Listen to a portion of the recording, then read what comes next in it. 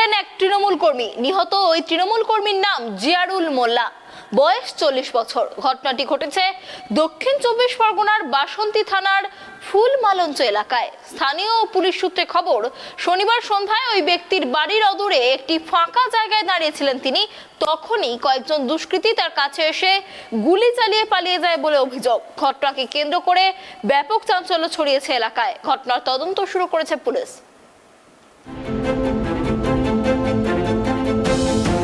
আর মাত্র 6 দিন, তারপরেই রাজ্যে পঞ্চায়েত ভোট। তার আগে রক্তঝরা অব্যাহত রাজ্যে।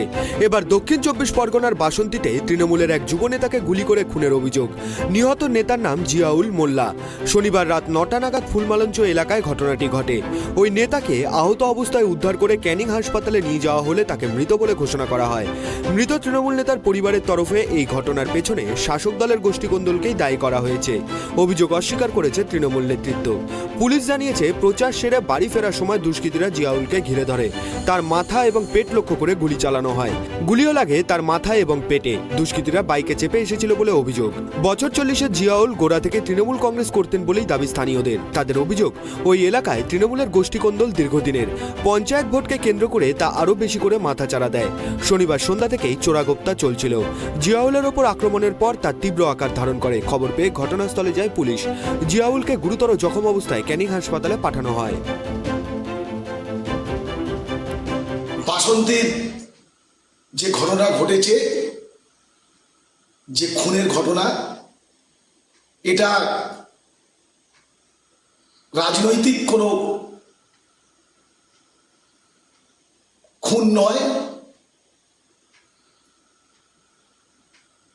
আজকের গভীর রাতে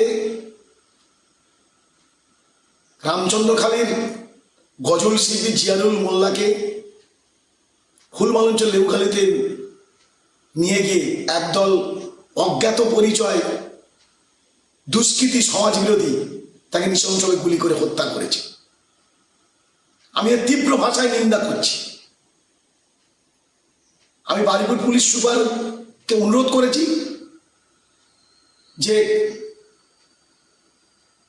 উপযুক্ত তদন্ত করে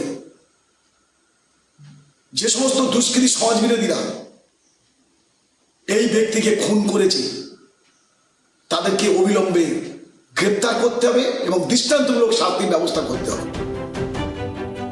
শনিবার রাজ্যপাল সিভি আনন্দ বোস দাবি করেছেন, অশান্তির খবর পেলে তিনি ছুটে যাবেন।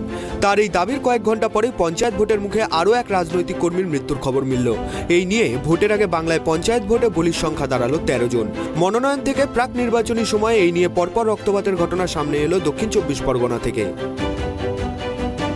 দক্ষিণ 24 পরগনা থেকে গোপাল শেলের রিপোর্ট, ট্রাইব টিভি।